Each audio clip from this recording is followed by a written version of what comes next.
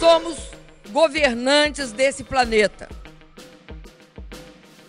Pelas nossas mãos passam decisões políticas que impactam o crescimento econômico, a inclusão social e a proteção ambiental.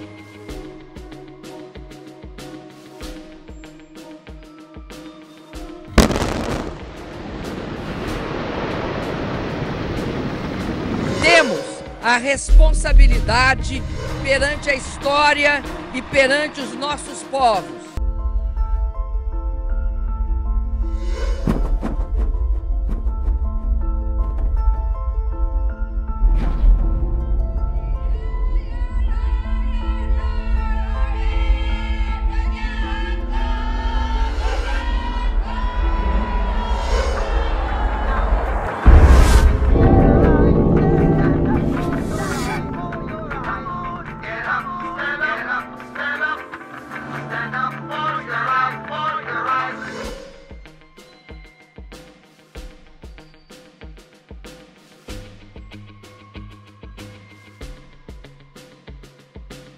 Somos governantes desse planeta.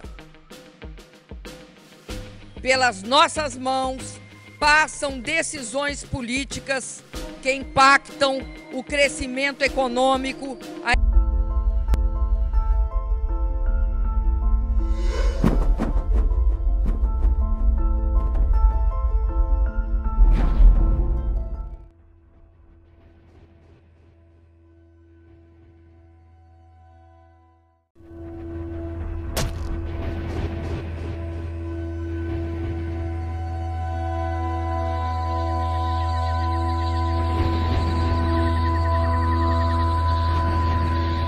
In the history of environmental disasters around the world, there may never be a company as aggressive, destructive, and reckless as the American oil company, Chevron.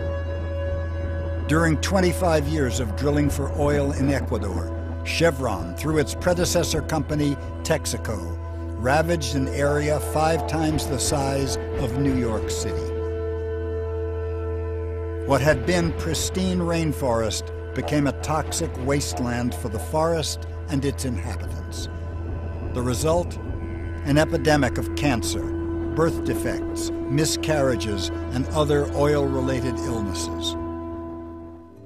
Since 1993, against all odds, these communities have fought an epic legal case against Chevron and won. In 2012, an Ecuadorian appeals court found Chevron guilty and ordered the company to pay $18 billion to clean up their contamination and to provide clean water and health care. Estamos pidiendo que Texaco tiene que remediar y restaurar nuestra vida, tiene que dejar sano. Chevron has dug in its heels and gone on the offensive, sending armies of lawyers around the world to harass and countersue the company's victims.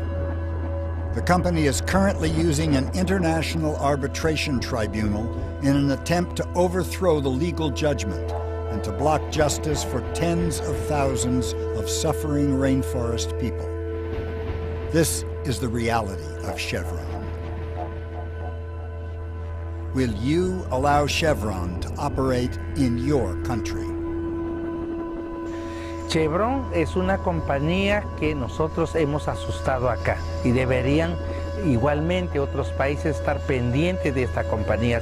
Cuando reclamamos los derechos humanos, ellos envían muchos abogados y gastan el dinero. A ellos les importa solamente el comercio, el dinero, menos a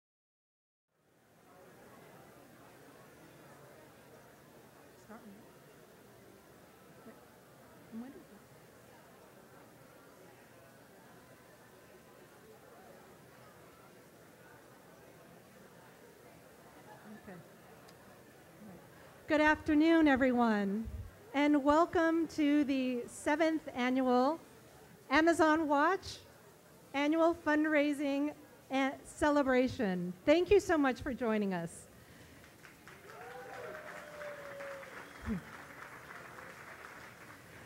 We are honoring 15 years of work to protect the world's most important rainforest and to advance the rights of indigenous peoples. My name is Michelle Chan, and as a board member of Amazon Watch, I am so happy to welcome you here today and to MC this event. I'm really fortunate to have been working with Amazon Watch for 14 years already. I first met Atosso Soltani when she was just starting the organization. She was coming through Washington, D.C. with this arresting new report which detailed how the Amazon was under threat by a dense network of mega projects designed to extract natural resources and to expand trade. And since then, I've grown to love Amazon Watch for the integrity and care with which it does its work. In my opinion, there are a lot of organizations, good organizations out there that have been formed to work in solidarity with people in the global south. But there are very few organizations, I believe, that do it as well as Amazon Watch does. So, it is an approach, which I must say, that has spoken to and inspired hundreds of thousands of people. This year, due to the amazing growth of Amazon Watch's online constituency, currently at over 200,000 people, we are live streaming this event on the web through causes.com. And so I'd like to particularly extend a thank you and a welcome to those of you who are joining us online. Thank you, and feel free to tweet messages and questions at hashtag AmazonWatchLive. Now, as many of you may remember, we kicked off our 15-year anniversary celebration right here just about 1 year ago. And in just the last 12 months, we have some amazing campaign victories to share with you. And I'd like to make sure that all of you take a look at this incredible publication, Amazon in Focus, which highlights some of our work over the last 15 years. It's got a great pull-out map, and for those of you online, you can find it on amazonwatch.org. At this time, I'd like to take a brief moment to introduce a few people and ask everyone to stand, although I'll also ask people to hold their applause towards the end. First, we have Executive Director Atosso Soltani, and we have our Managing Director, Paul Paz Emino, Program Director, Leila Salazar, and we've got Kevin Koenig in from Ecuador, Andrew Miller, Gregor McLennan, Caroline Bennett, Monica Salazar, and Kyla Mullen. And we also have Amazon Watch Board, who are here present with us today, Heather Rosemarin, Richard Wegman, Brandon Barber, Jeff Leifer, and Ahmed Ramin.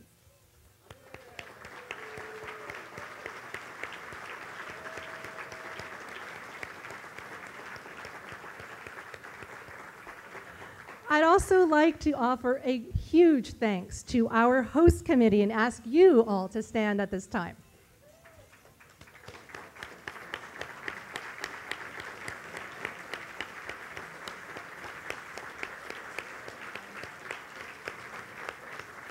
Thank you so much for your work to expand our circle and our community. Now, over the next hour, we will hear about some of the gravest threats and dangers facing our planet's most important tropical rainforest. But we'll also hear stories to inspire us and to motivate us. Stories of how Amazon Watch, along with our important partners on the ground, are meeting these threats head on and are winning victories on behalf of every single person in this room and around the world. Partners such as Tupac Viteri, Nina Gualinga, and Marlon Santi, who are here with us today, all the way from Sarayaku. And to our friends joining us online, please enjoy a few exciting videos about our work over the last few years as we here start our lunch. And please stay tuned for our live program afterwards.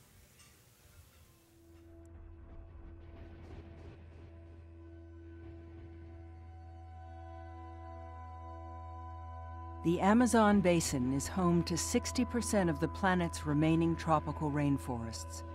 Covering an area nearly the size of the continental United States, 1/5 of all the world's fresh water flows through the Amazon's immense network of rivers. The Xingu River is one of the most important rivers of the Amazon.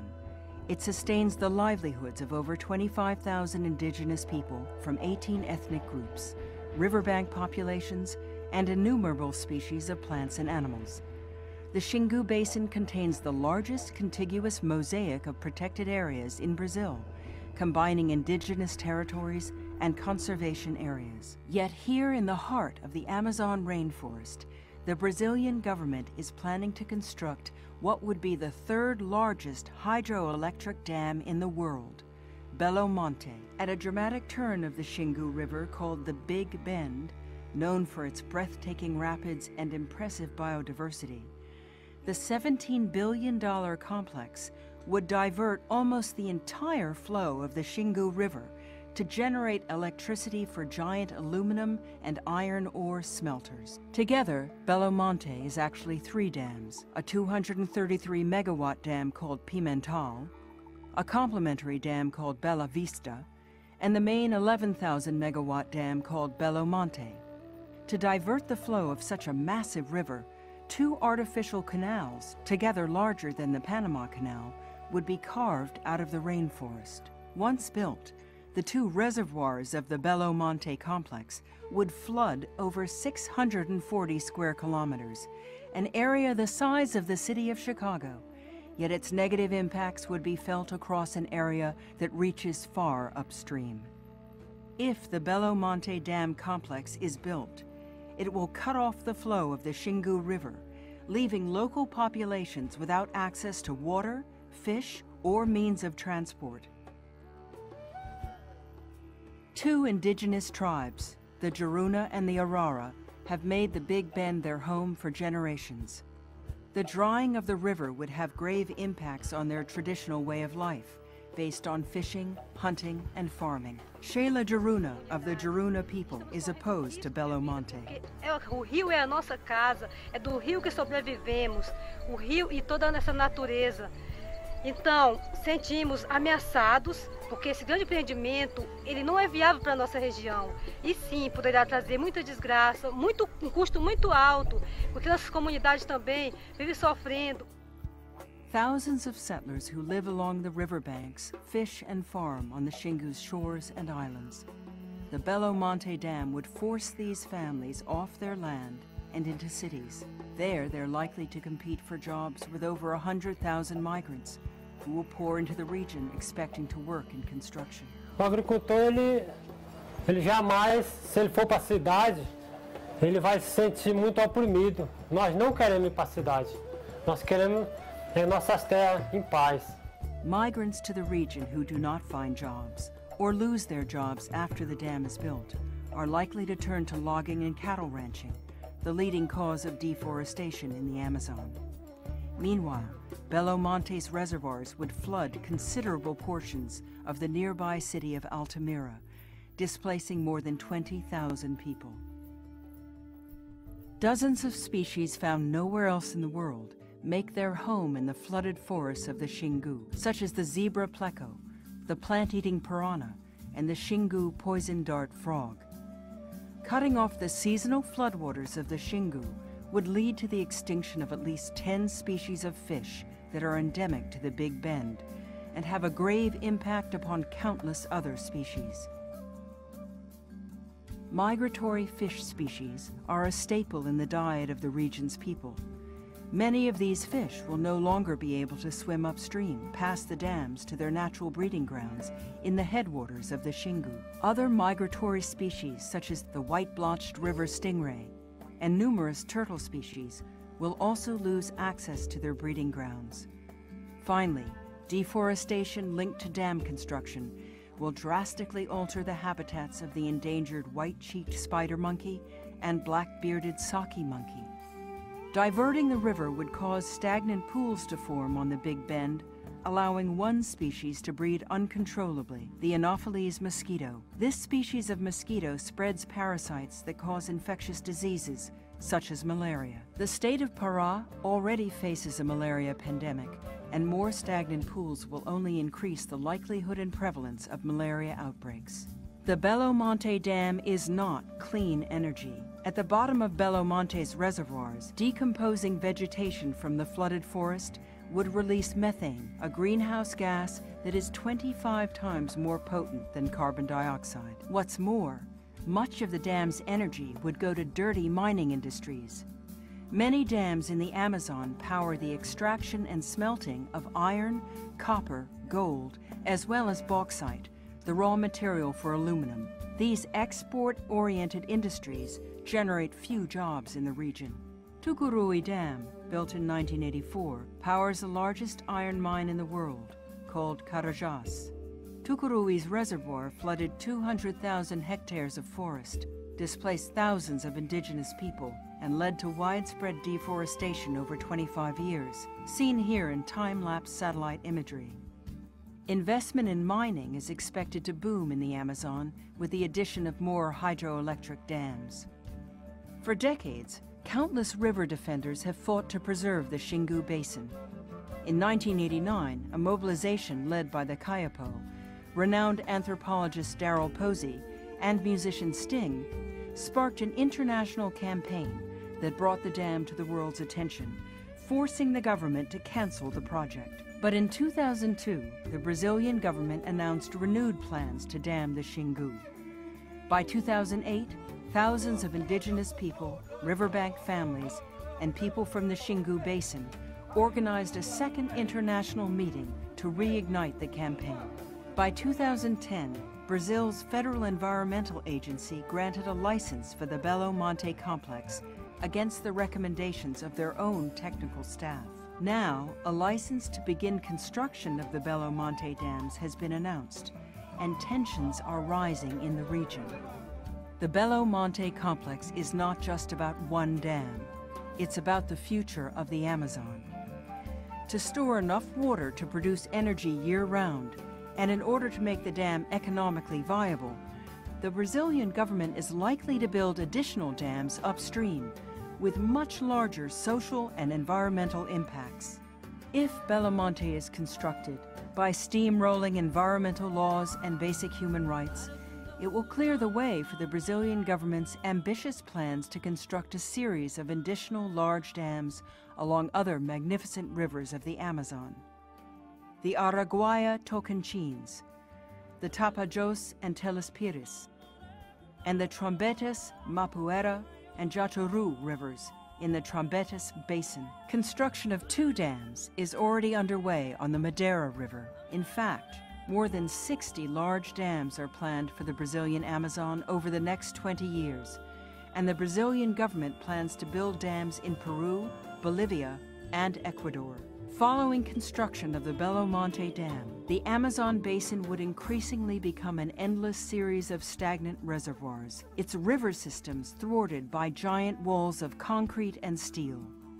In Brazil, indigenous peoples, scientists, journalists, and people from all walks of life are increasingly questioning their government about the huge social and environmental dangers and financial risks of the Belo Monte Dam complex. While demanding the project's cancellation, they are also calling attention to promising alternatives for meeting the energy needs of Brazilian society, which respect the Amazon and its people. By investing in energy efficiency, Brazil could cut its demand for electricity by 40% before the year 2020. The power saved would be equivalent to the capacity of 14 Belo Monte dams, a savings of up to $19 billion. By investing in true clean energy, such as wind and solar, the Brazilian government could generate 8 million new jobs, far more than the Belo Monte Dam ever would. Renewables could account for 20% of the country's electricity by the year 2020, compared with only 1.3% today. Rivers are the lifeblood of the Amazon. The people of the Amazon deserve a future where a healthy environment is worth more than short-term profits. There is still time to stop the disastrous Belo Monte Dam. You can help defend the Xingu and the rivers of the Amazon by taking action now. Do your part by visiting the web links on the screen and by sending a message to the Brazilian government. Help defend the rivers, the people, and the future of the Amazon rainforest.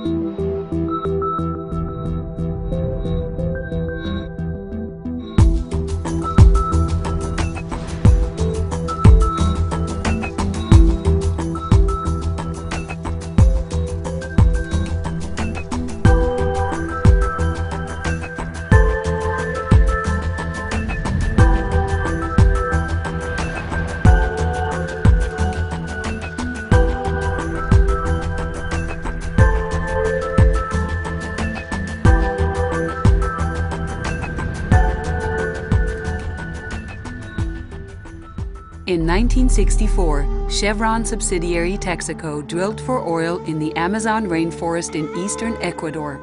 Over the next 30 years, Chevron intentionally dumped over 16 billion gallons of toxic waste into streams and rivers, contaminating an area the size of Rhode Island.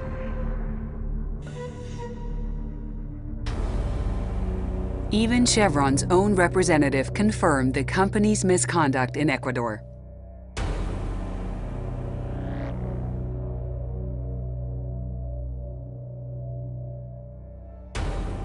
Rather than line its hundreds of oil pits with protective materials, rather than remove highly toxic chemicals, and rather than following common industry practices, Chevron chose profits over social responsibility by ignoring industry standards.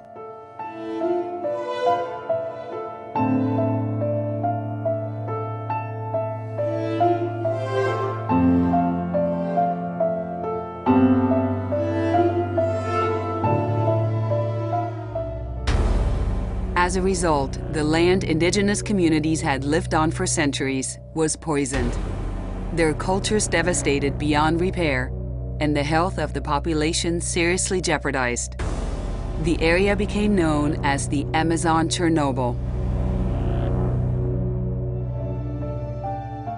The company clearly knew what it was doing was wrong and ordered its employees to destroy company documents showing the contamination. Almost 20 years ago, 47 individuals representing over 30,000 victims stood up against all odds and drew the line against Chevron's misconduct. These 47 individuals filed suit in the United States, asking nothing more than to be compensated for the wrongs committed against them. Chevron had the opportunity to litigate this matter in the United States, but fought to move the case to Ecuador. Texaco's position is quite clear. This matter belongs in Ecuador. Chevron spent nearly 10 years pleading with U.S. courts for the case to be sent to Ecuador, later vowing a lifetime of litigation and a threat to fight the case until hell freezes over. U.S. courts were highly suspicious of Chevron's motivations, and they drew the line against Chevron, requiring that it agree to be sued in Ecuador and promised to pay any judgment against it. Chevron repeatedly promised in writing that it would abide by any Ecuadorian court ruling. A trial record consisting of 220,000 pages, 100 expert reports, and 64,000 soil and water tests, and a 188-page decision by an Ecuadorian court revealed the obvious. 3 decades of deliberately dumping toxic waste directly into rainforest rivers and streams caused catastrophic damage to the environment and to the people that live there.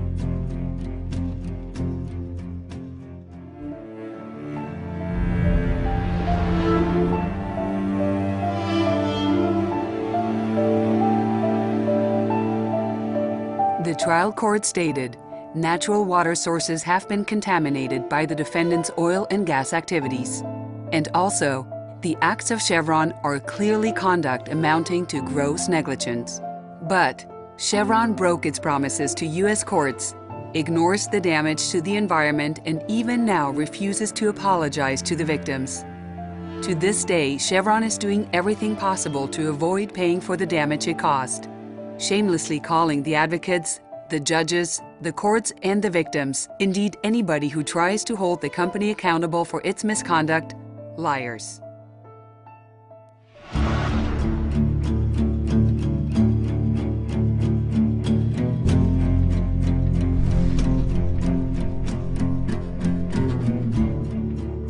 Chevron wants you to believe that 16 billion gallons of toxic waste was harmless, that 900 unlined open waste pits leaking poisons across the land and into the water had no impact.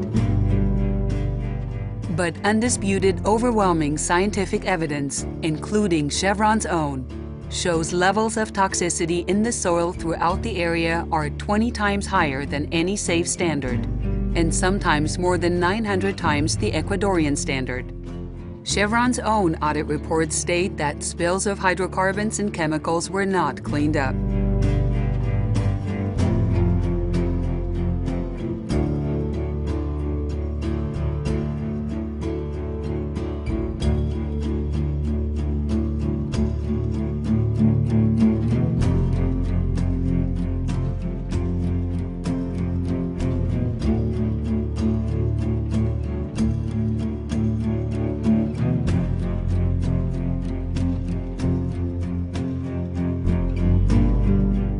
During an interview with 60 Minutes, Chevron representative Sylvia Garrigo claims that the current contamination level in the affected areas is non-toxic and the oil natural in occurrence. I have makeup on and there's naturally occurring oil on my face. It doesn't mean that I'm going to get sick from it.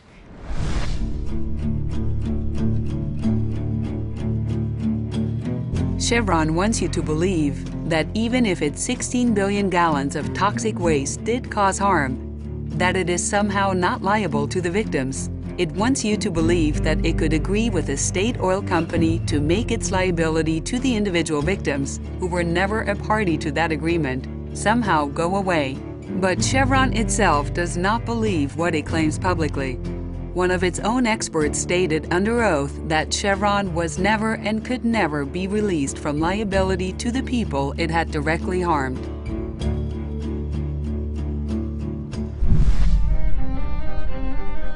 As part of its public relations campaign, Chevron also wants you to believe that the victims were duped into supporting the lawsuit against their company and that they have no lasting interest in the case. Yet these 47 representatives of a much larger group of victims have endured a 20-year court case standing for the truth. They drew the line, simply asking Chevron to fix what it broke, to restore their land and their way of living. And, despite Chevron's claim that the victims will not benefit, the court gave the victims justice.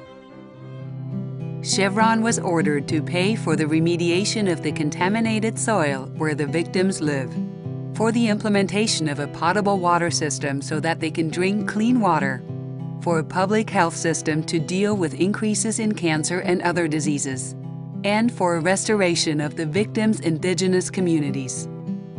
Chevron's refusal to accept its responsibility is the only reason the victims have yet to receive the benefits of the court's decision.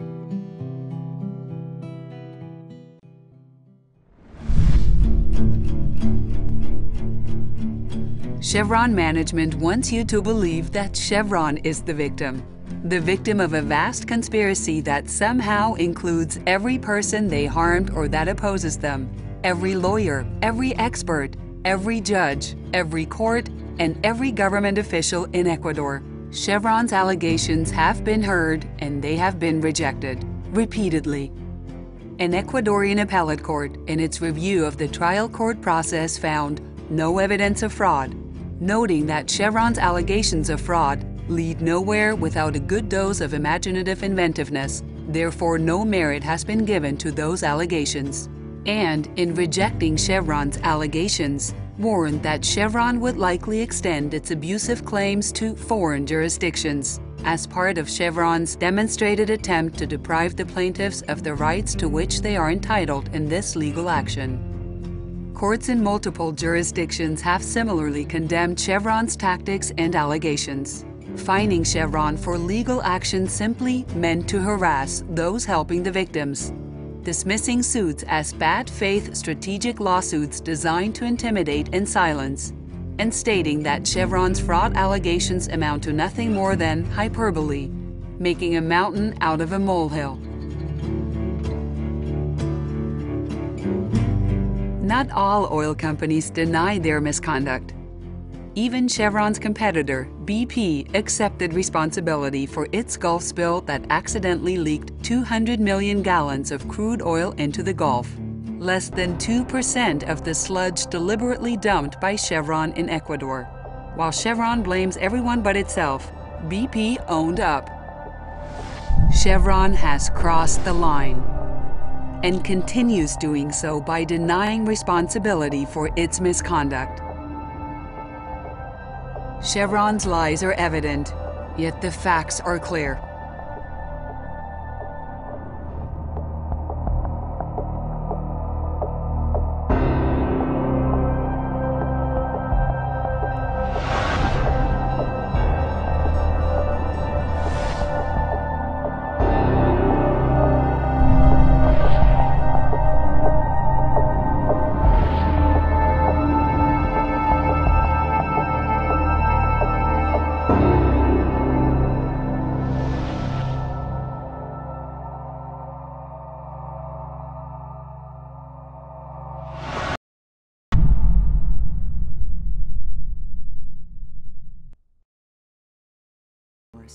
The Brazilian government...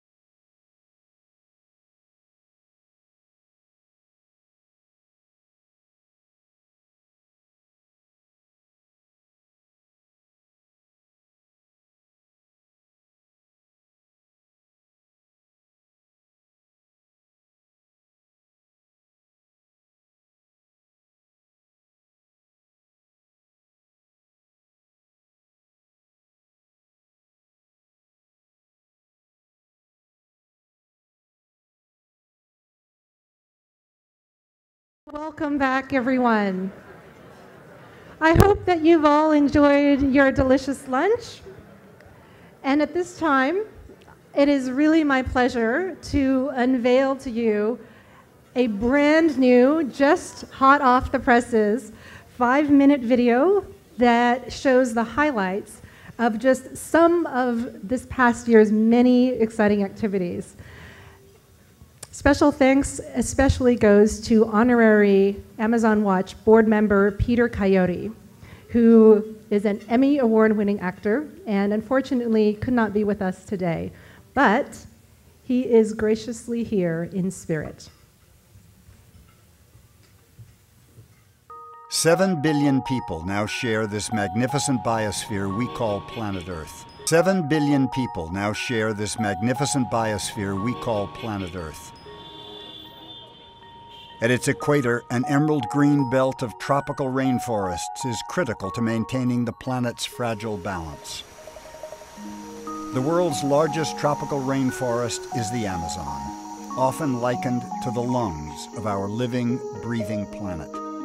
Whether they know it or not, each of the 7 billion people on Earth counts on the vast Amazon rainforest to regulate our planet's climate, absorbing carbon dioxide and generating a full fifth of the world's oxygen and fresh water. The biological riches of the Amazon are unsurpassed, with an unfathomable diversity of birds and animals, insects and fish, trees and plants. Countless species are yet to be discovered, possibly holding the key to curing illnesses such as cancer and AIDS. The Amazon rainforest: medicine, oxygen, water, food, life.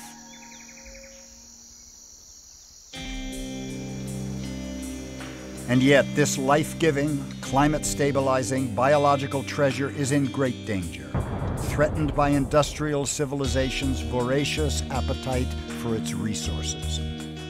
Pipelines and oil roads slice into the rainforest, opening it to logging, mining, and oil drilling.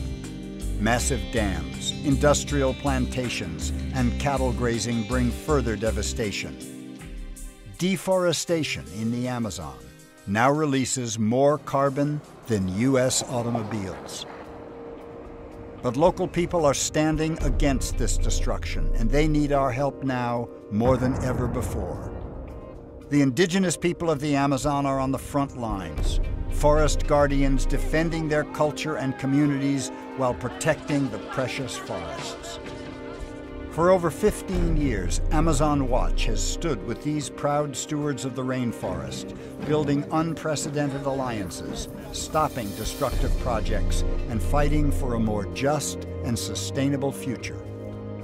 Queremos que nuestras madres, nuestras abuelas y nuestras hijas, nuestros hijos, podamos vivir una vida más digna y posible para nuestra generación.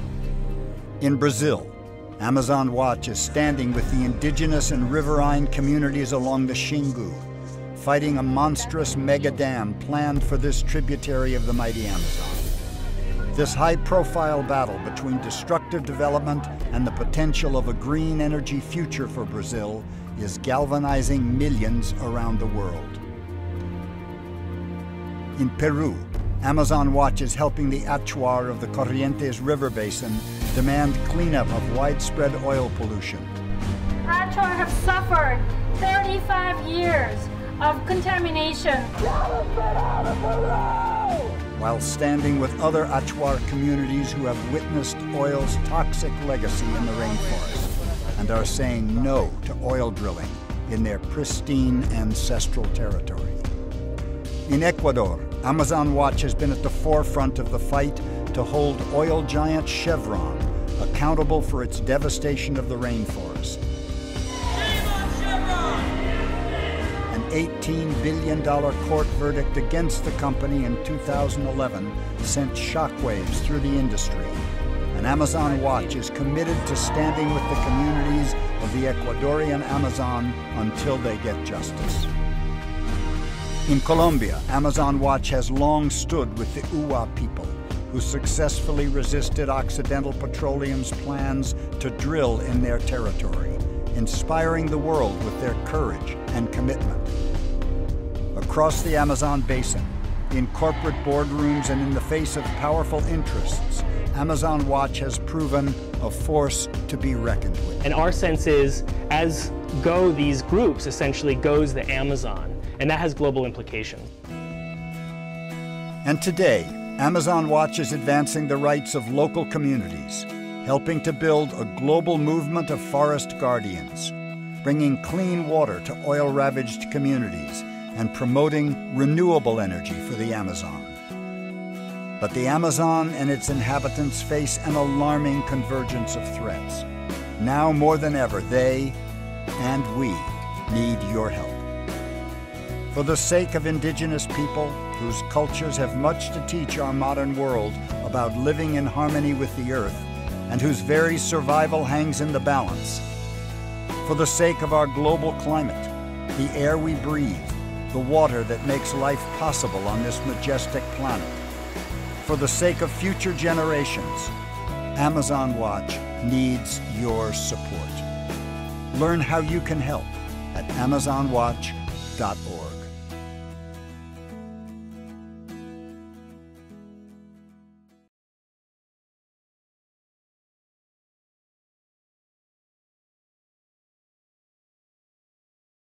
and welcome.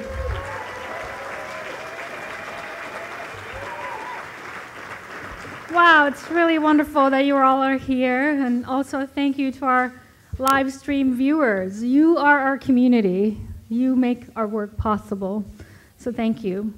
We're also really honored to have with us courageous indigenous leaders from Sarayaku, from the heart of the Ecuadorian Amazon. You're in for a treat. Every day I feel inspired and by the commitment, vision, and courage that I see in places where Amazon Watch is working with indigenous communities. That's in Brazil, Ecuador, Peru, and Colombia. Now today, it's really our chance to celebrate some amazing victories, recent victories, for indigenous people's rights and protection of the Amazon, and also get a chance to honor local heroes, the forest guardians. So without further ado, I want to tell you about 4 victories that I'm very jazzed about, starting with Sarayaku, the most recent one. Yeah, some of you know about it. This courageous community has been guided by the vision and wisdom of the elders and the shamans and the medicine people. And since 1996, they've successfully kept out oil companies out of their ancestral rainforest homelands. Now, this is a community we've been working with since 2003, and also big thanks to the Pachamama Alliance and Fundación Pachamama in Ecuador. We've been together standing with Sarayaku for many years. And about 2 months ago, Sarayaku enjoyed a significant legal victory when the Inter-American Court on Human Rights ruled that the government of Ecuador had violated Sarayaku's rights, that the project had gone ahead, the oil project gone ahead without prior consultation, and that the Ecuadorian government was ordered by the court to apologize to the Sarayaku community, to pay reparations, and even ordered to remove all of the dynamite that the oil companies had planted to do seismic testing. Now, this is a significant victory.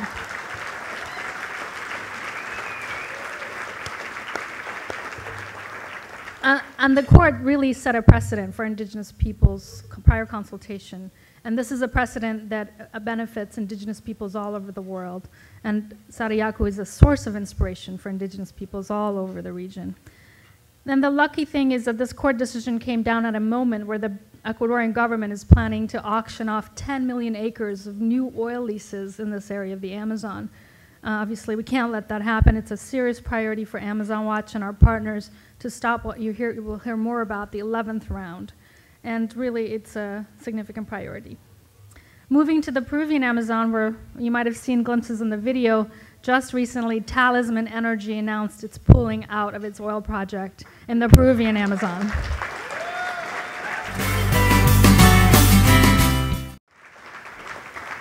Now, this is an area where the Achuar people live and have been adamantly opposed to oil drilling, and this is an area that's been a priority for us.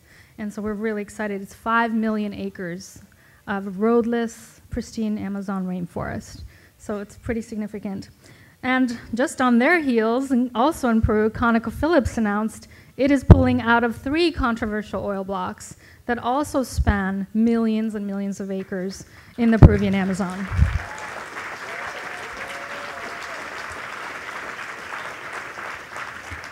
And that victory is also important because these are areas that include isolated indigenous peoples who have very little contact with the outside world. Good news in the Chevron case, the 18-year-long battle to force Chevron to pay up in the Ecuadorian Amazon. Well, last year the court ruled Chevron was guilty and should pay $19 billion in damages to the communities affected by its toxic legacy. The court this year upheld that decision. Chevron's been fighting back. They have an army of lawyers.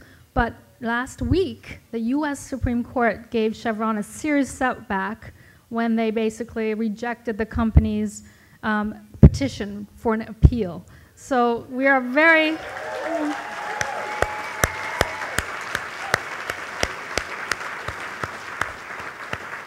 It's not every year. We have such a great series of news to share with you, but this represents the work of many years.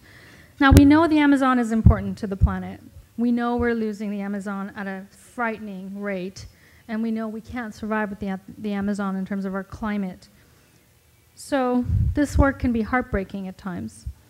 I'll tell you a story. Earlier this year, I was in the Brazilian Amazon in northern Brazil, where, right before the Earth Summit, where indigenous peoples are resisting a huge dam project, the Belo Monte Dam. And it's an area where, I mean, imagine this dam, the main wall of this dam will be 210 feet high. It'll be the size of the Bay Bridge in length across the Xingu River. And construction began about a year ago. And it's, you know, basically, it's been the center of a lot of controversy, many court actions, suspension after suspension. And unfortunately, the Brazilian government is so adamant on this project that every suspension that was issued by the courts has been overturned and construction's continued. So, but the indigenous people who live there, this is their future, and the riverine people, the fisher folk, this is literally a matter of life and death for them. The displacement, the loss of access to the outside world, the loss of forests, the loss of rivers. They simply cannot afford to let this project go through.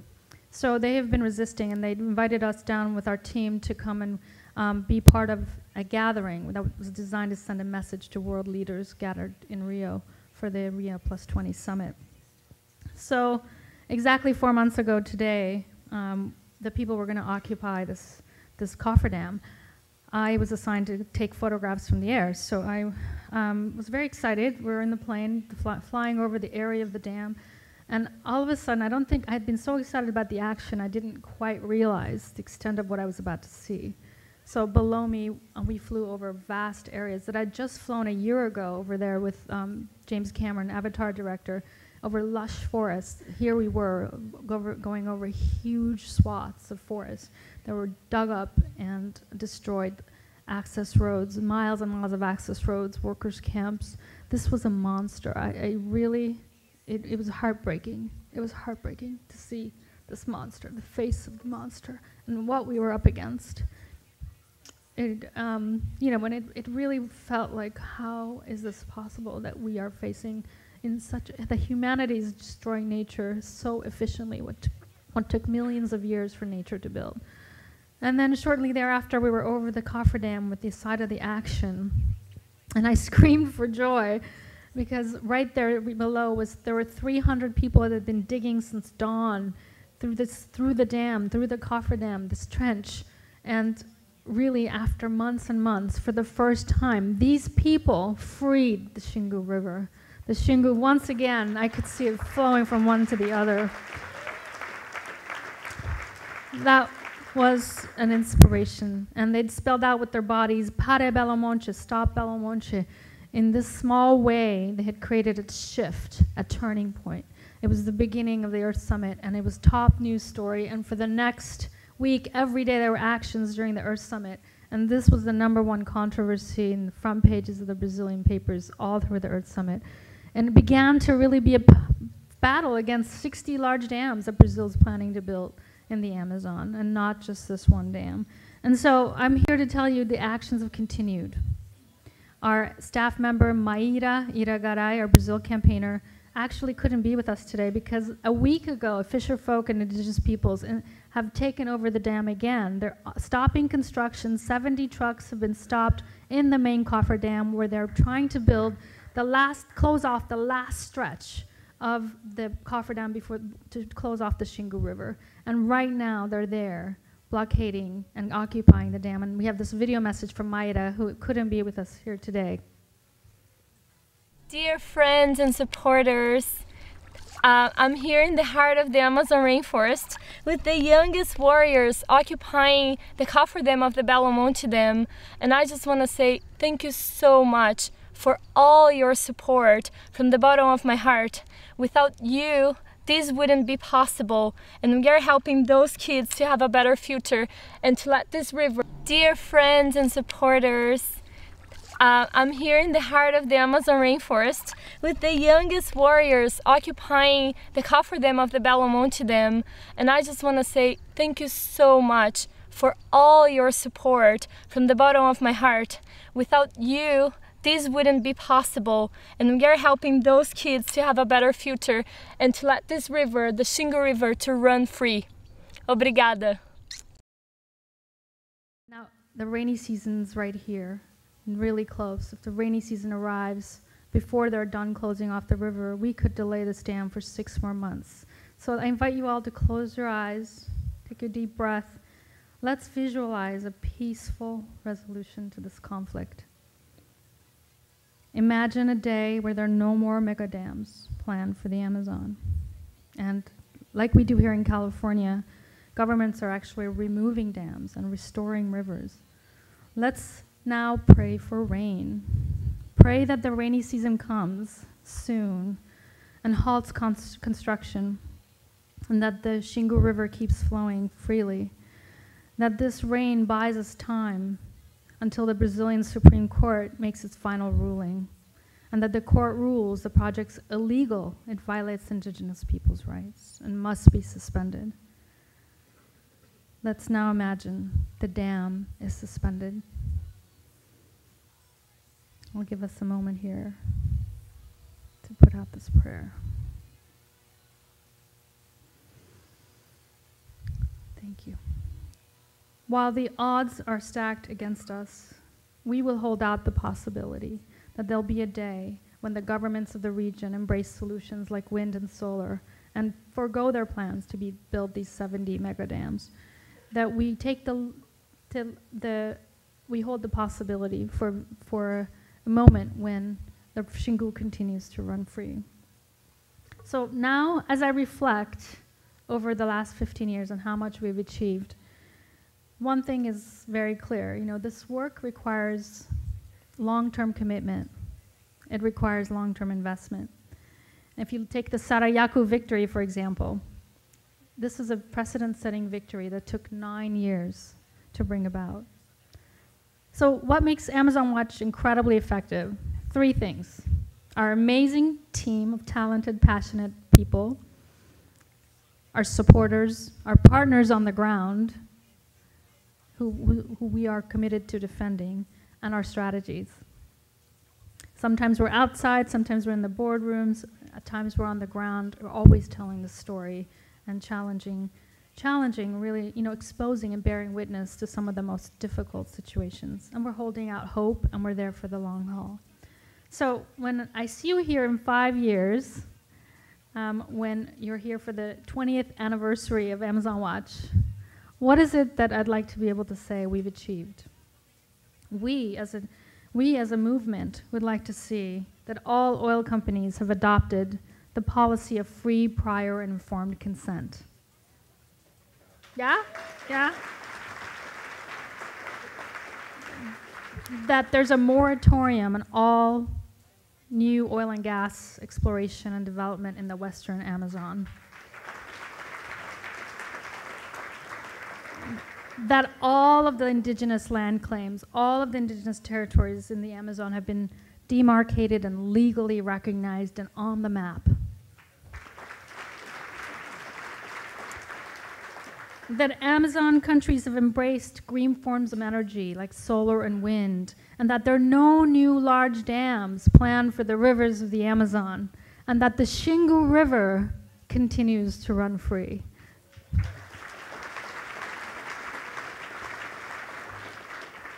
In conclusion, I invite you to be part of this incredibly rewarding network and to help shape Amazon Watch's evolution and growth. Many of you are already a part of it, and we thank you. And to new people, we say, join us. Because there'll be a time in the history when future generations will look back at this moment and they say, did we do enough in this moment to protect the planet's life support systems? Did we do enough to protect the forest? Did we stand up for the climate? Did we do enough to protect the oceans and the rivers? And that'll be the defining moment. And now is the defining moment. So let's make future generations proud. Thank you very much.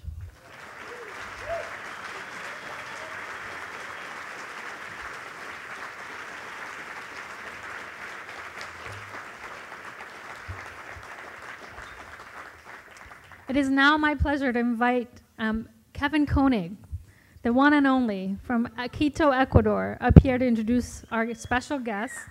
Kevin Koenig, let me just tell you, he was one of the first staff people we hired at Amazon Watch. He's been with Amazon Watch for 12 years. And I can't help it, I have to say it. He used to have a lot of long curly hair. But his dedication to our partners is incredible. He's known all over the region and the forest communities as simply Kevin. Kevin, let's help me welcome Kevin Koenig. Thank you.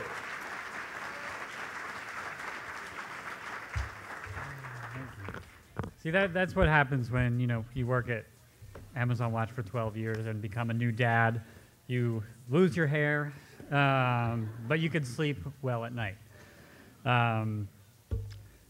So yeah, as Atosa mentioned, I've been with the organization for 12 years. I'm based in Ecuador and have the great privilege of working on the front lines with our indigenous partners there.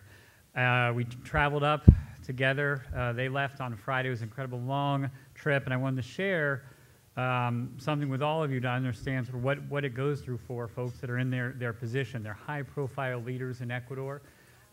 Their battle is very well known to stop oil extraction and to thwart the government's plans to open up new oil blocks. Because of that, every step of the way of this trip, they were met with discrimination and scrutiny. Leaving Quito, Ecuadorian immigration officers said their passports were too damaged to travel. They asked them where they're going, who they're meeting with, what they'd be saying. They were the only Tupac and Marlins. They were the only suitcases on our entire flight that were taken off, searched by hand by drug enforcement agents and dogs. Tupac spent an hour, U.S. Customs office in Atlanta, explaining why he was coming, what he was doing here. But that is obviously nothing compared to the struggle and all the things that they've overcome, their community has won in all their years of work defending their lands and rights. Sariaco is one of the best examples of indigenous resistance throughout South America and beyond. They waged an unprecedented battle to defend their rainforest lands and their rights, and they're winning. In their struggle, we joined with them about 10 years ago. They came to us, asked for support, and we began on a small scale. We contributed urgent communications needs. We provided handheld radios that ended up being critical as the oil company tried to enter their land and do seismic testing. They set up peace camps in the mountains, and they had radios to communicate amongst all the community that was spread out, trying to keep the military and the company from entering. Over the years, our relationship with Sariaco grew. We continued to and built an international advocacy campaign and combined it with more communications capacity building. And I wanted to give you an example how that works in practice. 2005, the Ecuadorian military again entered into Sariaco unannounced. They brought with them armed soldiers. They brought their head of their elite Southern Command, and they came in and they threatened the community and said, if you all continue this resistance to our oil drilling plans, there's going to be violence here. This is going to turn into a bloody, violent situation. Unbeknownst to them, a young Sariaco indigenous filmmaker with capacity training and equipment provided by Amazon Watch recorded the entire event. And in a matter of days, we got those tapes from Sariaco to the jungle town of Puyo, to Quito, to the United States. And days later, we had DVDs at ConocoPhillips annual shareholder meeting, giving them to investors, executives, and the press.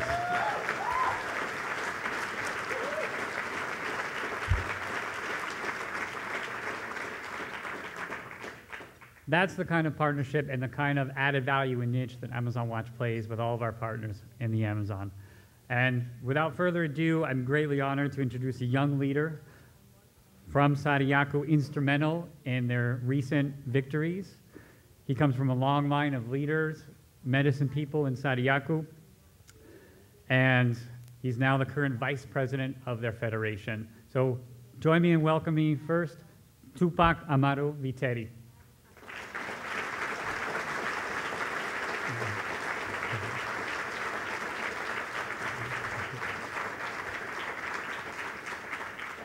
Accompanying Tupac, we have two other members of Sariaco. We have Marlon Santi, the former president of CONAI, Ecuador's largest indigenous confederation.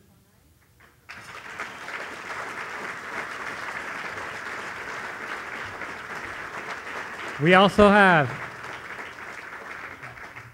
Nina Sirangolinga, a youth leader from Sariaco.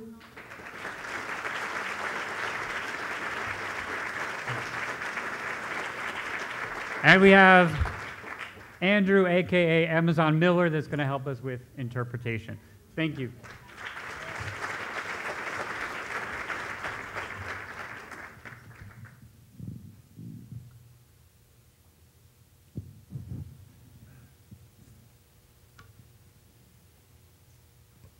Primeramente, quiero expresarles un enorme saludo a nombre del pueblo originario quichua de Sarayaco.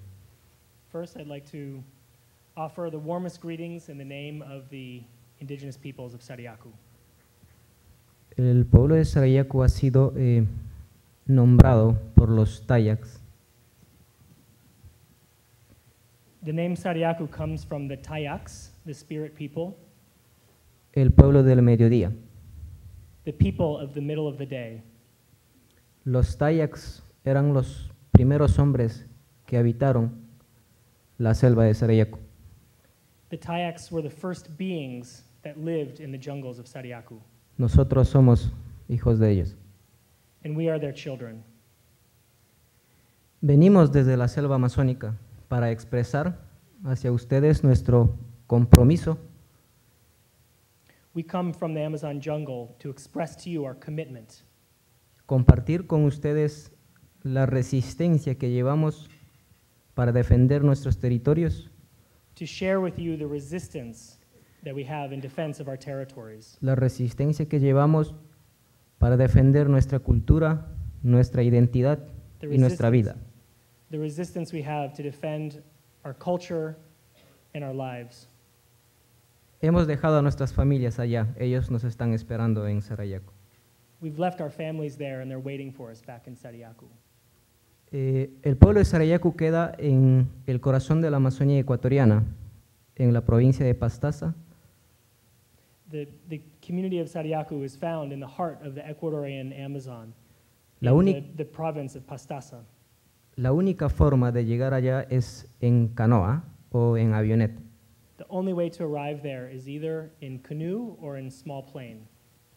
Tenemos aproximadamente 140,000 hectáreas, que es nuestro territorio legalmente reconocido por el Estado. We have roughly 140,000 hectares of land, which is the territory that's been recognized legally by the state. El 95% de este territorio es selva primaria, es bosque primario. 95% of this land is primary virgin jungle. Para nosotros vivimos de la selva, vivimos de la pesca, de la cacería, de la agricultura. Es la base de la soberanía alimentaria de nuestro pueblo. So we live from the jungle through fishing, through hunting, and that's the base of the food security that we have. Por eso defendemos este territorio que es nuestro. And that's why we defend our territory. Para nosotros ha sido un reto defender estos derechos. So for us, it's been a challenge to defend our rights. Esta misión nos han dejado nuestros ancestros, nuestros abuelos, han marcado esta ruta. So our ancestors have left us this mission, and they've left us the route. Ese camino estamos siguiendo y es el camino que van a seguir nuestras futuras generaciones. So this is the road that they've left us, and this is the road that our future generations are going to continue to follow. Históricamente, el pueblo de Sarayaco y las nacionalidades en la Amazonía ecuatoriana hemos estado rechazando toda actividad petrolera y minera. So historically, the communities in Sariaco and other communities around the Amazon, we've been rejecting oil and mining activities. Rechazamos porque atenta a los derechos de la naturaleza, los derechos a vivir en un espacio sano. And we reject it because it's a threat against the rights of nature and our rights to live in a clean environment. Atenta el derecho a vivir en armonía con la naturaleza. And it's a threat against our right to live in harmony with nature. Hemos tenido más de 40 años de lucha para llevar este proceso. And we've been in this fight for more than 40 years.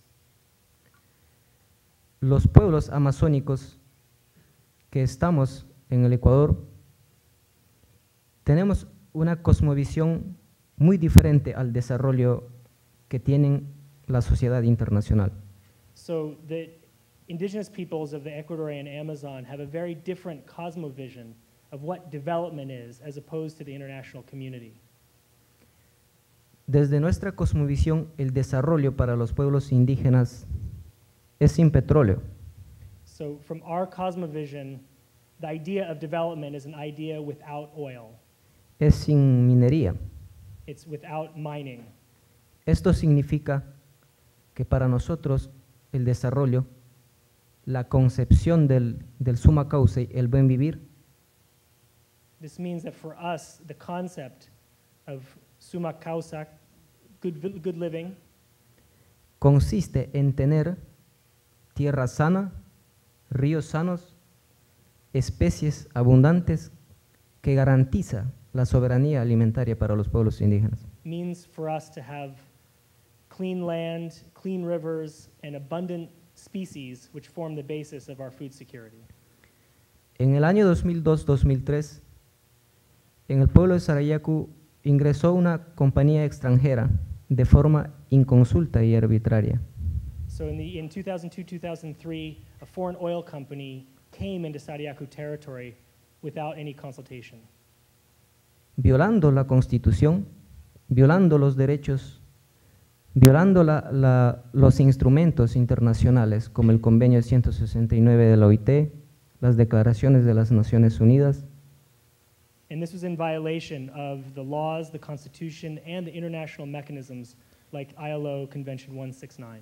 En el pueblo de Sarayaku en este momento accionaron los jóvenes, los ancianos, las ancianas, niños, los líderes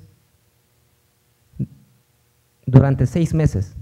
And so at this time, the youth, the children, the old people, the leaders, everyone sprung into action for 6 months.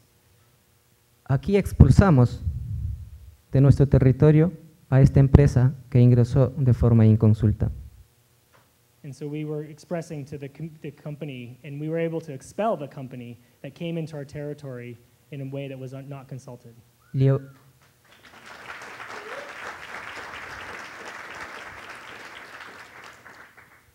Llevamos una demanda ante la Corte Interamericana de Derechos Humanos.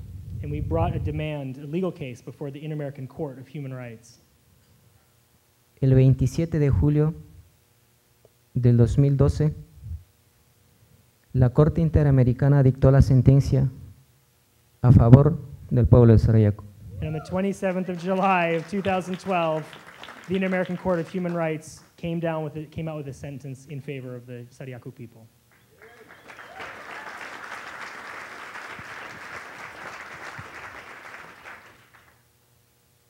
Durante todos estos procesos de lucha que nosotros hemos llevado a los pueblos indígenas, ha sido muy importante el apoyo de las organizaciones aliadas.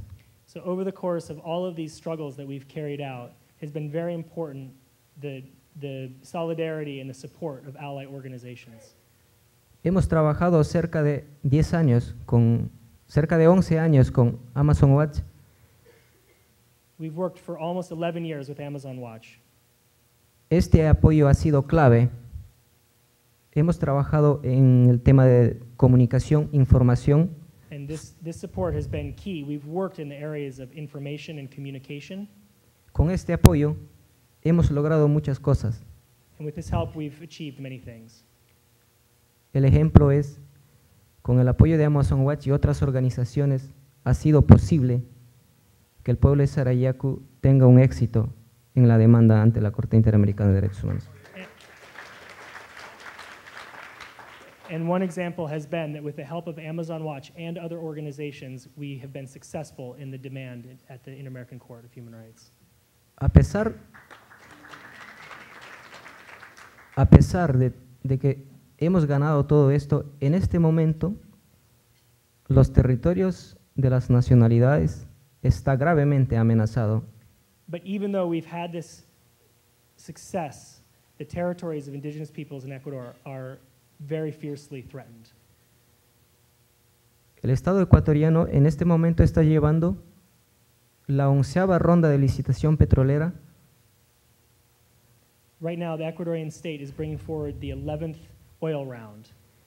Que viola el derecho a la consulta previa, libre e informada y de libre consentimiento hacia los pueblos indígenas. Which is in violation of the indigenous people's rights to free, prior, and informed consent and their right to self-determination.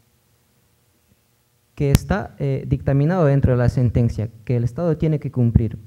Which is found within the Inter-American Court sentence, and that's what the state is supposed to comply with. Frente a todo esto, el pueblo de Sarayaku, en este momento, estamos trabajando con una propuesta nueva. So given all of this, the people within Sarayaku, we're putting forth a new proposal. La propuesta de Causaxacha, la propuesta de selva viviente. The proposal of Causaxacha, the proposal of living jungle. Queremos declarar este espacio, estos territorios, en zona libre. We want to declare these regions as a free zone. Una zona de exclusión de actividades petroleras. A zone to the exclusion of oil activities. Y buscar un modelo de desarrollo sostenible, un desarrollo visionario a largo plazo. And we'd like to find a vision of development that's actually sustainable in the long term. Basados en la riqueza cultural, en la riqueza de la biodiversidad. And a vision based in cultural richness and in the biodiversity. Y tener una vida digna, una vida tranquila, en armonía con la naturaleza. And to have a life that is dignified, a life that is calm, and a life that is in harmony with nature. Queremos también mencionar que nuestra lucha no está dirigida simplemente a defender nuestros territorios. And we'd like to say that our campaign, our struggle is not just about defending our territories. Está orientado a aportar al mundo. It's also oriented towards contributing to the world. Queremos que estos espacios, creemos que pueden regular el crecimiento acelerado del cambio climático que está atravesando el mundo. And we believe that these free spaces can help to regulate the increasing climate change that's affecting the world. Nuestra visión es que en el futuro nuestras futuras generaciones puedan continuar con la vida, manteniendo su idioma. And our vision is that our future generations can continue in life, conserving their language, su cultura y su identidad.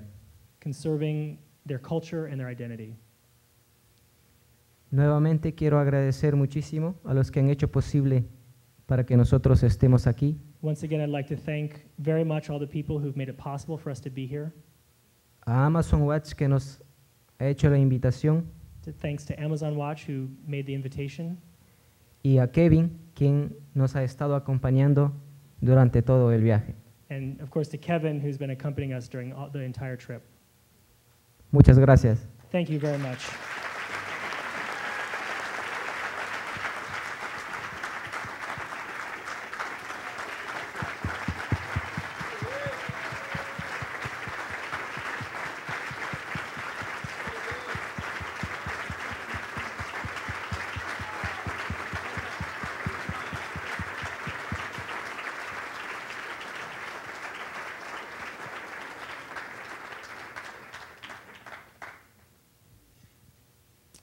And now it is my pleasure to invite to the stage Amazon Watch board members Jeff Leifer and Brandon Barber.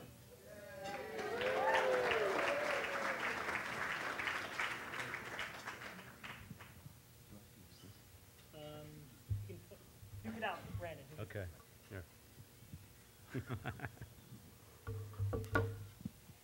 Wow, what an honor to follow Tupac and the Sariaku tribal leaders. Really, such a blessing. My name's Jeff Leifer, and I'm a member of the board of directors of Amazon Watch. It's a real blessing to be here with you all today. Thank you so much for being here.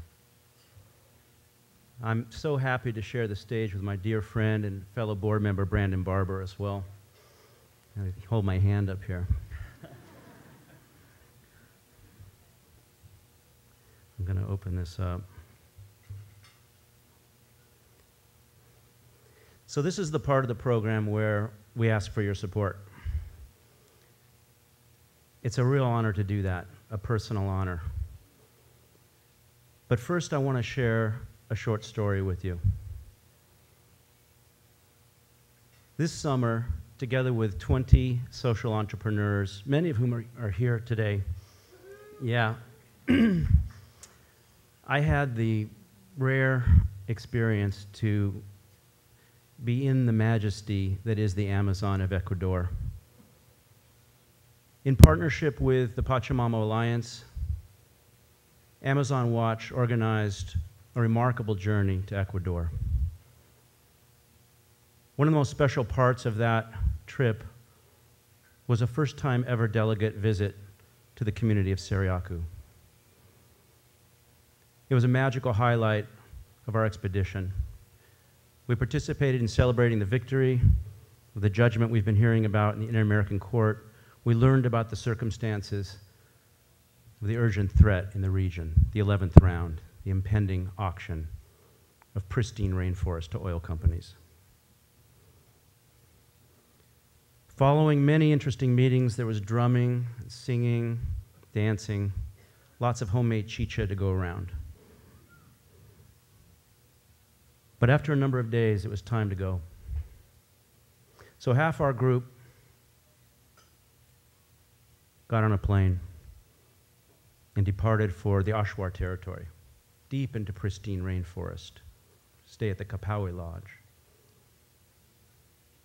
The other half of us were on the dirt airstrip waiting for a second plane, and within 5 minutes, a storm came through and prevented us from departing.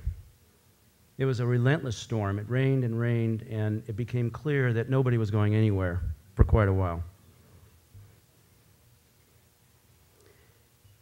I have to admit, as the guide in charge for the moment, I had a little bit of tension about the uncertainty of what next. It turned out we weren't alone.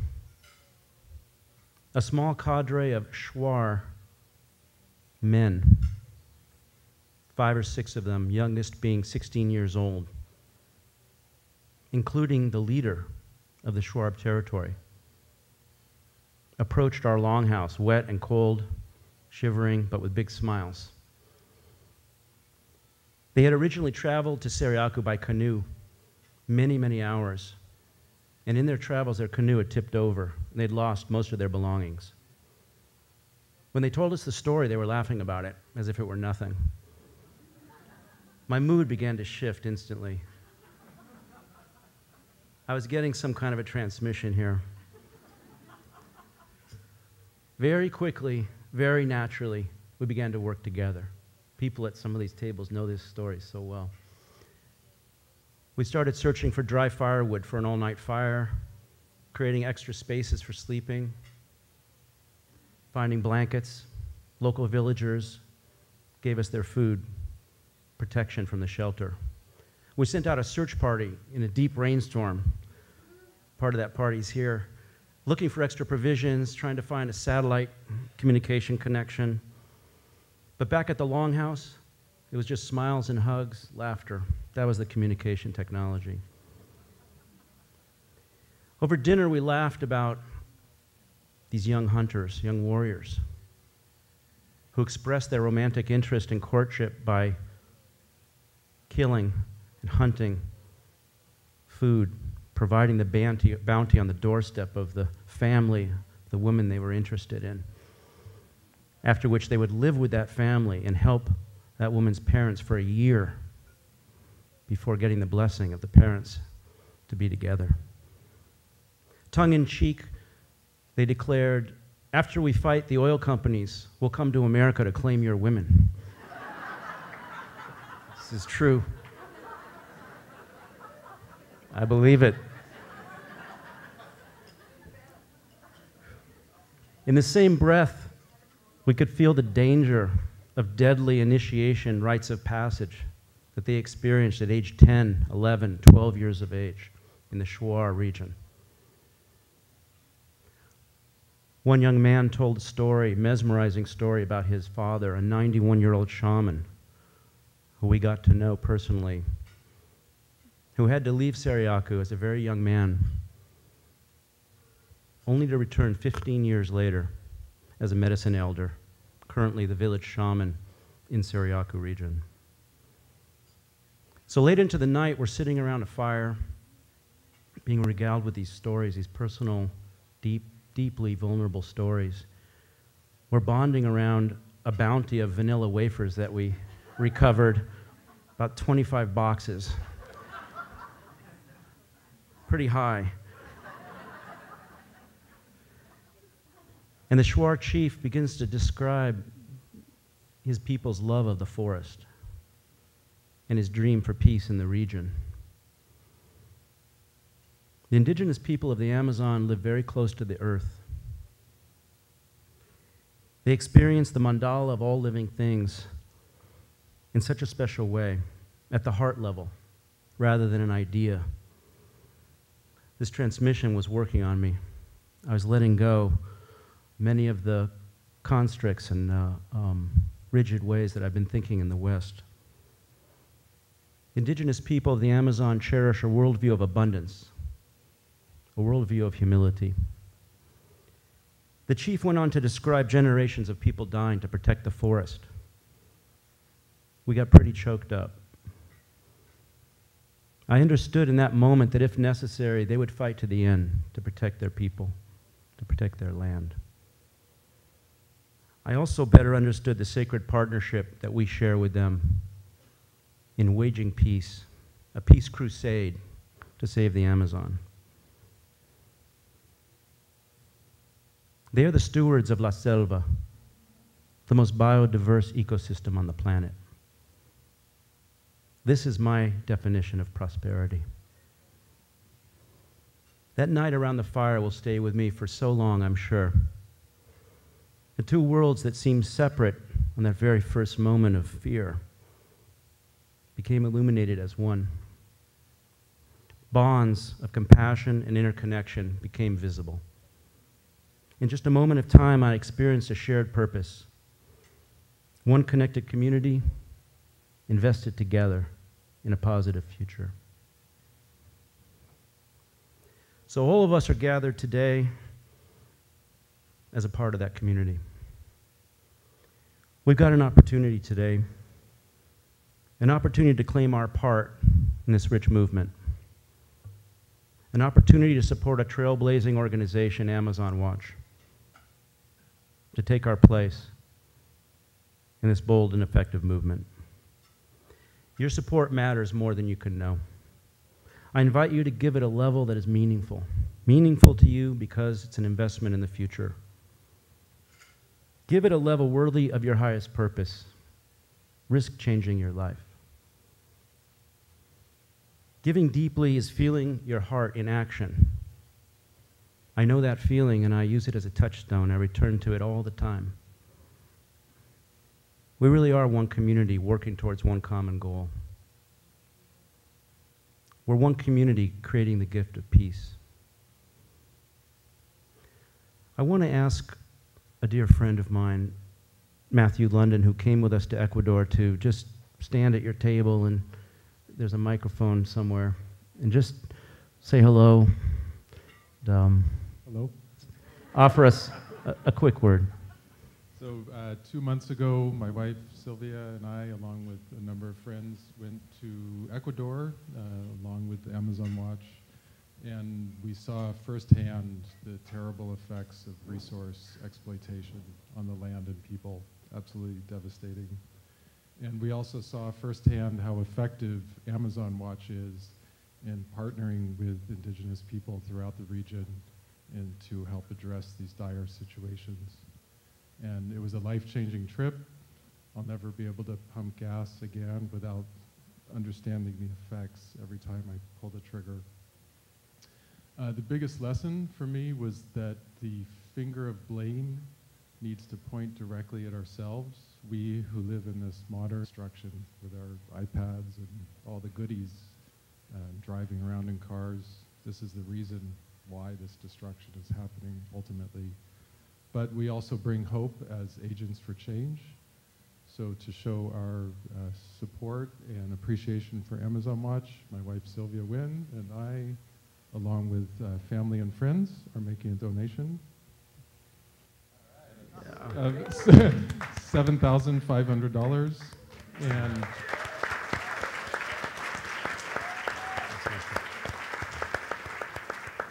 and we'll continue to show our support in the future, and we urge all of you to contribute what you can. Thank you.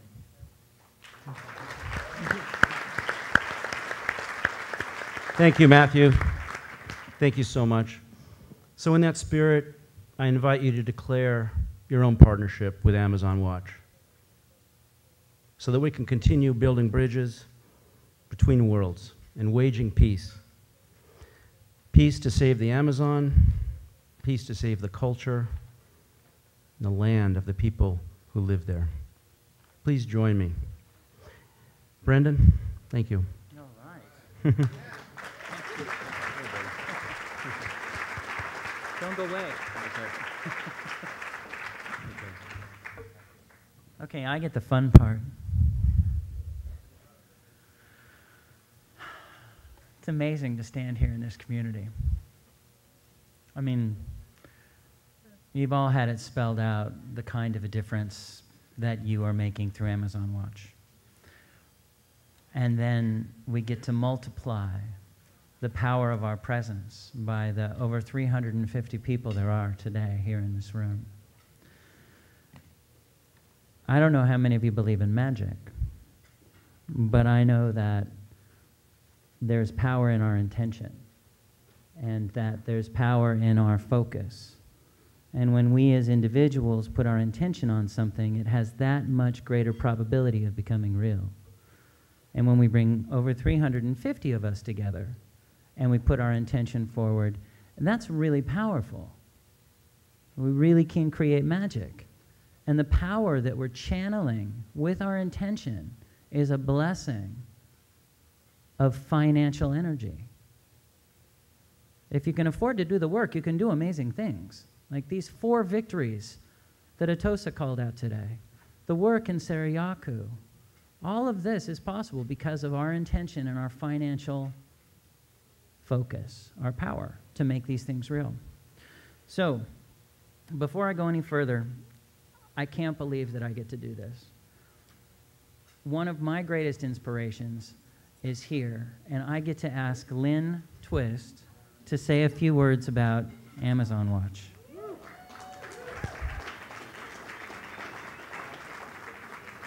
Thank you. Thank you, Brandon. Thank you, Jeff. And thank you, Tupac, and our partners from Ecuador. Thank you, Atosa. Really, there's nothing more to add. I'm from the Pachamama Alliance, and we partner with Amazon Watch in every step of the way, and they are awesome. You know that. You've seen it. And there's 350 people here.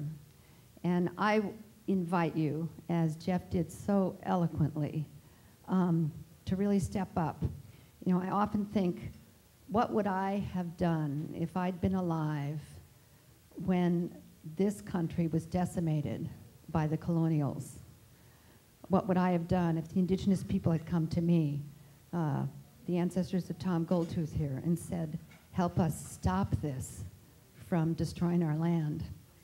Well, we have that opportunity now. We have that opportunity to stop that in the Amazon. And it's right here, right now, in front of you with your pledge form.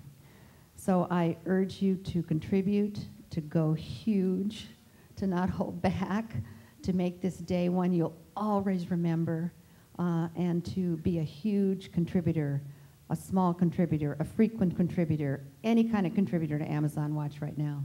Thank you. Thank you, Lynn. And thank you to our partners, Pachamama. That trip down to Sarayaku was our first adventure together, and it will not be our last. We'll do many of these, making magic together. If you don't already have your gift certificates, your table captains have your gift certificates. I'm hoping that everyone has one. That's it. Some people call them pledge forms, but I think that's a limitation. Just because you're here doesn't necessarily mean that we're in touch.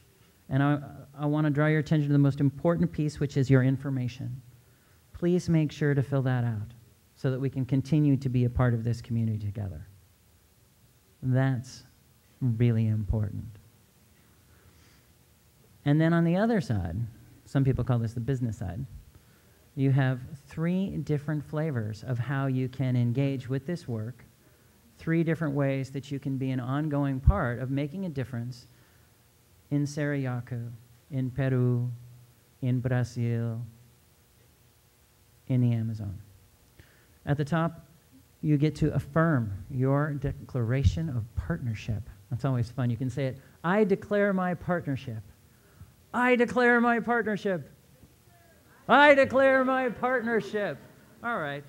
One more time. I declare my partnership. All right. Now, at the top, this is where you get to do something that is an ongoing 3-year, multi-year commitment. And this is one of the things that the people at organizations really count on, because when you're looking at, oh, wow, we've got so much to do this year. How much money do we have to do what we need to do? Do we have enough? Well, generally, a lot of organizations don't know until the end of the year. So your multi-year commitment allows us to project what's really possible and helps us strategically focus our energies in the most effective places. If you want to go for big, you can become a member of the Executive Leadership Council. That's at the top of the list. I was going to do that, but I'm going to have to wait a couple of years. But if there are some of you in here who are interested, go for it. There are other levels, all with very excellent names to inspire you. You've got the visionary, the champion, the defender, the advocate, the messenger, my favorite, the friend of the Amazon. And then you've got a special blank spot where you can put in your own amount for a 3-year commitment and make up your own name. It could be whatever circle you need it to be. And then we have the Rainforest Steward Program. And this is the opportunity to amplify your contribution, your gift to yourself and to future generations every month. Every month it's small, and it comes together and becomes a great gift that makes a lot possible. So I hope you'll surprise yourself right now and say, you know, I'm going to do a monthly gift for Amazon Watch. That's a good idea. I'm going to do $100 a month. Surprise yourself. Go deep. It feels great. The potential that you have to make a difference right now as a result of 350 magical people coming together with their focus and intention won't happen again until next year. So, go for it. And finally, singular impact today, what you can do right here, right now, one-off gift today to make a difference. A gift to yourselves, a gift to the forest, a gift to the planet, a gift to the children, a gift to future generations. But whatever it is, I really, really acknowledge your contribution. I acknowledge your incredible focus and presence here today. And I thank you on behalf of the board of Amazon Watch for being a part of this community and making this work possible. You can turn these into your table captains. And there are some people with iPads. You can even swipe credit cards. But make sure that you hand these back so we can stay in touch and we can stay strong. Did I cover it, Jeff? Yeah, Brandon. All right. Thank you all so much for being here. Thank you. All right. Again, I want to echo both of their thanks. Thank you for your presence. Thank you for your donations and pledges.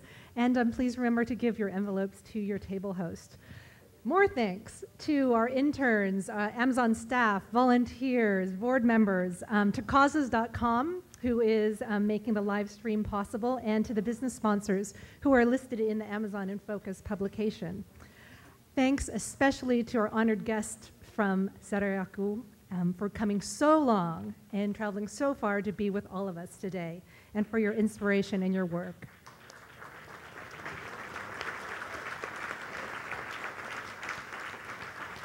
I also wanted to let you know, you can look at this flyer for a kind of full description of their events here in the Bay Area, including a public event tomorrow night at the David Brower Center in the evening, and they'll also be at Bioneers. So we've got two options for you to cap off this amazing celebration. Option one, for those of you who want to stay here and join a quiet and intimate conversation with Marlon Santi and with Andrew Miller of Amazon Watch, we'll be meeting right around there at around table 24 or so, and we'll start that in about 3 minutes or so.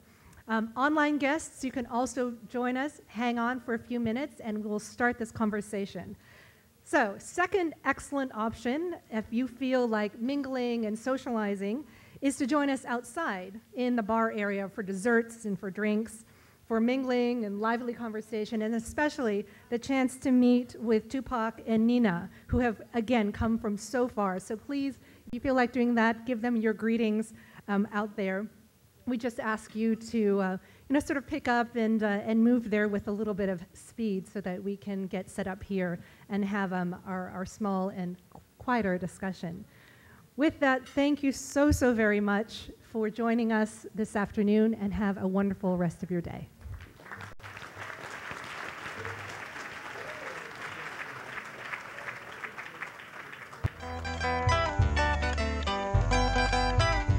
Nosotros somos el pueblo originario quichua. Nosotros somos el pueblo originario quichua de Sarayaku. Aquí hemos nacido. Esta es nuestra casa. Se ubica en Ecuador, en la región amazónica. Este es nuestro territorio ancestral. Hemos vivido aquí desde tiempos inmemoriales.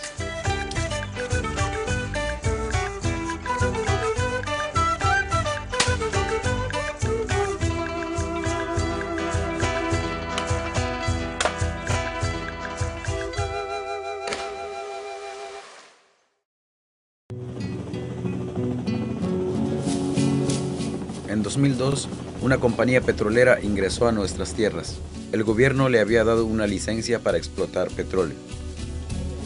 Nosotros nos enteramos por el ruido de los helicópteros que aterrizaban en nuestro territorio. Señores, buenos días.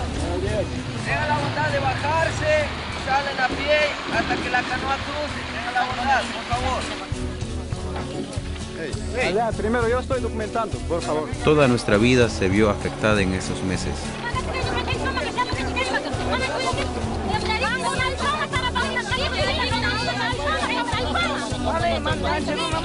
No se molestaron en averiguar si este proyecto estaba de acuerdo con nuestras tradiciones y con nuestro modo de vida. Siempre hemos visto en otras comunidades cuando entran abusivamente las empresas, destruyen el hogar, destruyen las comunidades. Nosotros en Sarayaku decidimos que no podíamos dejar que esta injusticia se hiciera realidad.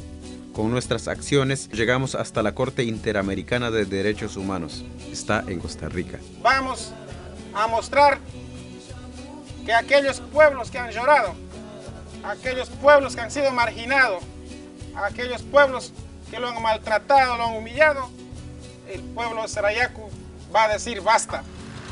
¿Qué va a pasar ahora cuando lleguemos a Costa Rica?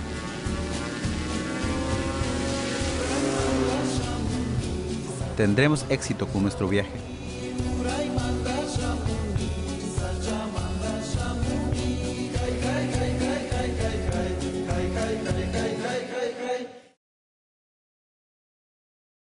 Justicia se hiciera realidad. Con nuestras acciones llegamos hasta la Corte Interamericana de Derechos Humanos. Está en Costa Rica. Vamos a mostrar que aquellos pueblos que han llorado, aquellos pueblos que han sido marginados, aquellos pueblos que lo han maltratado, lo han humillado, el pueblo de Sarayaku va a decir basta. ¿Qué va a pasar ahora cuando lleguemos a Costa Rica?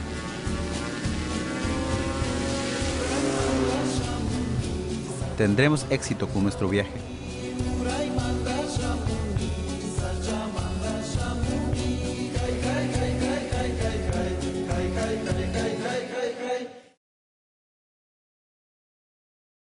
Hemos vivido aquí desde tiempos inmemoriales.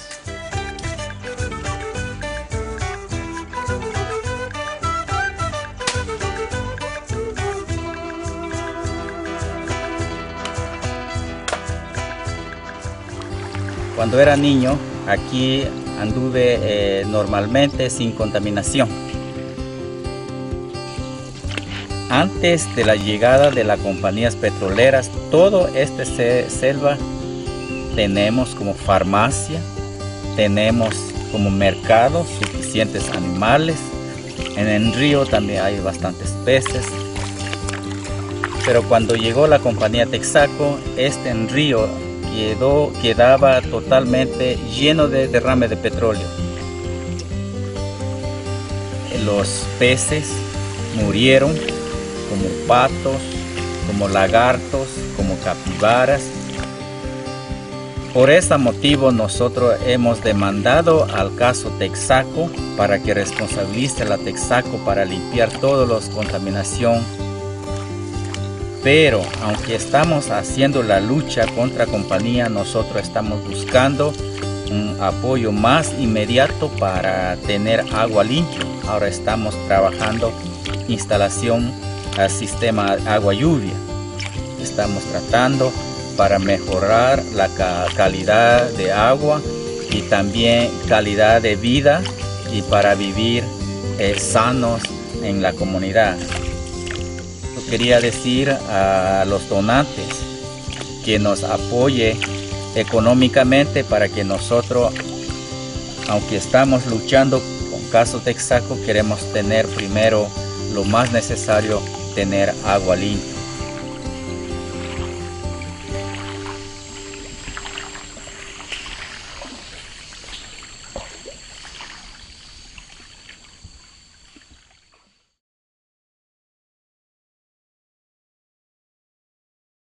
Texaco para limpiar todos los...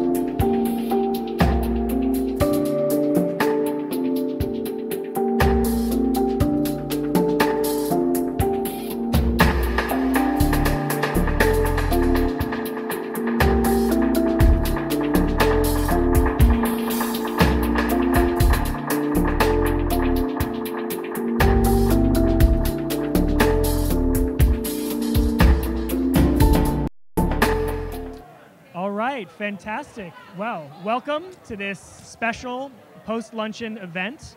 We're delighted to have legendary indigenous leader from Sariaco, Ecuador, Marlon Santi, who's here with us. He arrived yesterday with his colleagues. And we're going to have a conversation with Marlon in the midst of all these people here, a conversation with Marlon, a little bit about Sariaco itself, but then expanding out from there and talking about some of the other situations around the Ecuadorian Amazon and around the Amazon writ large. Marlon, in addition to being a leader from Sariaco, he also served as the president of CONAI, the largest Ecuadorian indigenous federation, Amazon, the mountains, and the coasts. But he's also traveled extensively. We've been with Marlon at climate summits in Copenhagen and many places. Okay, Marlon, ¿por qué no empezamos con un poco sobre Sariaco? O sea, solo para que la gente, si no ha escuchado todo esto, un resumen breve de lo que ha pasado últimamente en Sariaco. Bueno, Sariaco, en toda esta lucha que ha sido bien fuerte, una lucha que quizás en los artículos o en la sentencia parece fácil, pero la lucha en sí, la lucha de Sariaco ha encaminado un proceso muy difícil de un pueblo tan pequeño que se ha enfrentado a un sistema económico fuerte, de una empresa transnacional, de un gobierno políticamente fuerte y también de un gobierno que ha estado acosando con el ejército. En ese sentido, creo que Sariaco ha rebasado la realidad en la lucha. So the struggle of Sariaco, which comes from many years back, maybe looking at the articles or looking at the sentence that came out of the Inter-American Court, it might seem like it's a very easy struggle. But really, Sariaco has been going up against an entire economic system, a government, and different multinational corporations. And, you know, the government at various points has even brought in the military against Sariaco. Es una lucha de Goliat contra un pequeño David, como parecido al de la Biblia. And Pero it's a struggle that seems like a David versus Goliath struggle. Y para los otros pueblos tenemos que decir de corazón de que cuando hay un principio de una relación con nuestra madre tierra, creo que las cosas que vienen fuera de eso no pueden no pueden interferir. And one thing that I would say for other peoples, when an indigenous people has principles and has a strong relationship with Mother Earth, other dynamics that come from the outside can't really interfere with that. La fuerza de Sariaco es nosotros creemos y tenemos una concepción espiritual fuerte, una relación entre el hombre y la naturaleza. And so the strength of Sariaco is that we have a very strong cultural relationship, the relationship between man and nature. Sin el territorio, sin el espacio donde que vivimos como pueblos, no podemos existir. Si nos quitan esa madre tierra. But without the territory, without the space in which we live, if they take that away from us, we wouldn't be able to survive. Por eso, para Sariaco, el espacio que defendemos es el principio y el fin, la casa donde vivimos y la casa de nuestra futura generación. And so for us, the principle that we're defending is our land, which is essentially our house and the house of future generations. Entonces, Marlon, quizás puedes hablar un poco lo que está pasando en Ecuador, no solo en Sariaco, pero enfrentando los otros pueblos. Lo voy a decir en inglés rápidamente para mi pregunta para el público. And some of our viewers are interested in knowing a little more about beyond Sariaku, what is happening in other parts of the Ecuadorian Amazon right now? Mira, lo que está pasando en el Ecuador en los actuales momentos es grave, aunque Sarayaku tiene una sentencia de la Corte Interamericana a favor de nosotros, que en la sentencia dice que el Estado o el gobierno tiene que respetar la decisión de un pueblo, pero ahora la historia cambia. So even though we're facing a very difficult situation in Ecuador right now, even though the Inter-American Court sentence says that the government has to respect our rights, we're still facing a very difficult situation. ¿Por qué cambia la historia? Porque a pesar de que hay el derecho de la madre tierra, el derecho de los pueblos indígenas, el gobierno acaba de licitar 4 millones de hectáreas de la Amazonía para vender a las empresas transnacionales y estas empresas, la mayor parte chinas. And so even though the Constitution talks about the rights of nature, the rights of indigenous peoples, the government of Ecuador is in the process of trying to sell 4 million hectares of territory of Amazon jungle to transnational companies, many of them Chinese. Esta decisión del gobierno afecta el derecho de los 10 pueblos y nacionalidades en la región amazónica a la vida de muchos seres humanos y afecta el primer pulmón del mundo, que es el centro sur amazónico en el Ecuador. And this action that the government is carrying out is going to affect and threaten the rights of 10 indigenous peoples that live in the Amazon, many other people, and what we believe is sort of the heart of the Amazon, which is the south central part of the Ecuadorian Amazon. Y nosotros, en los grandes eventos de las nacionalidades de la región amazónica, hemos levantado una campaña de la lucha pacífica. And in the large gatherings and large assemblies amongst different indigenous peoples, we're bringing a nonviolent struggle and campaign. Y bueno, y por último, porque solo tenemos un par de minutos más, quizás, no sé, si quieres comentar otros trabajos que has hecho y qué estás haciendo aquí en California, la gira, que estás haciendo aquí con otros pueblos indígenas. And I'm also, the final question is, some of the viewers are interested in hearing more about the current trip that Marlon is on with some other indigenous peoples from other countries, and what is that about? Bueno, con otros pueblos indígenas en California vamos a hablar sobre la problemática de las falsas soluciones que pone al bosque amazónico y a los bosques del mundo en el mercado de carbono, en la bolsa de valores del mercado de carbono. And so with other indigenous peoples here in California, we're going to be talking about the false solutions that are being put forward for climate change, whether the forests are being put into carbon markets and into the stock exchanges of different countries. Eso es el diálogo que vamos a hacer y vamos a estar con nuestro proceso de lucha en las COPs que se van a realizar para que dentro de eso se respete el derecho de la madre tierra. And this is the struggle that we're bringing forward, and we're going to continue fighting within the UN climate gatherings every year. We're going to continue going there so that the rights of Mother Nature are respected. Okay, fantastic. Well, thank you very much to everyone who joined us. Of course, thank you so much to Marlon Santi. It's always a tremendous pleasure to accompany Marlon. We've been with him for many years, and I personally had the pleasure of being with him in Washington, in Copenhagen, and now here in San Francisco. We've been really inspired here today to continue our support for the indigenous peoples of Sariaku and many others on behalf of the rainforest and future generations. We would ask you, our online participants, to please make a donation today. Also spread the word about Amazon Watch through word of mouth, through email, through social networks. This program will remain online and will be available for you to share with others into the future. So thank you so much.